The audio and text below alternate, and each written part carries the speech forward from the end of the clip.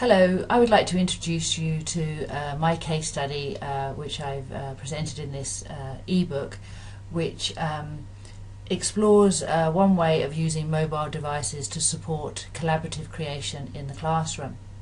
Now, if you've never used mobile technology in this way before, I would suggest that this is a good place to start, because I would describe this as entry-level BYOD.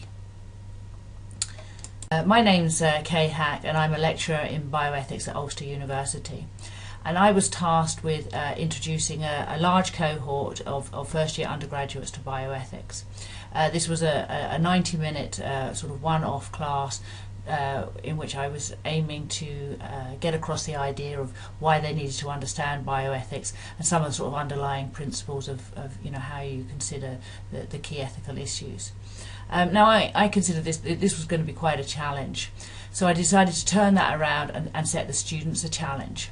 So I invited them to bring mobile devices along to the class, whether they were smartphones or tablets or laptops, and I set them a question at the start of the class, which was, is the UK mainstream media biased against GM crops?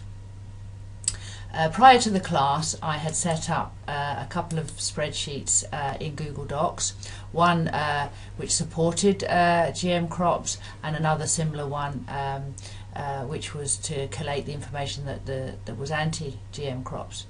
And the spreadsheets were established with these titles to help them sort of scaffold the information that they found during the course of the class. So they worked in small groups, finding information and adding it to the spreadsheet.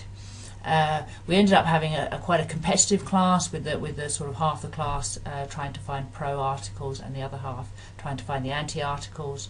They had to do some kind of evaluation and comment on the articles they found. It also helped them develop effective search strategies, because they didn't get any points if they had found an article that somebody else had already posted, or that didn't meet the aims of the searching. So the first sort of 5 or 6 hits of Google obviously were taken up very quickly, and they had to think about more sophisticated strategies. So it was a very noisy class, it was a very active class. The students were obviously enjoying it, and they were obviously engaged in the task that they were trying to complete. As I mentioned, it supported them in searching and evaluating the evidence. Obviously they had to collaborate and communicate quite well. Some of the students who had Twitter accounts were tweeting their progress or their team's progress during the course of the class, and that kind of promoted some ideas about digital identity, because obviously these were visible to everybody. And they did luckily get some understanding of bioethics as well, in terms of sort of considering different stakeholder perspectives on an ethical issue. So I felt it was a successful class. I'm going to be running it again next year with a few tweaks, ensuring the students work in smaller groups, and hopefully trying to explore a little bit more about how they develop their search strategies and how they work together as a team.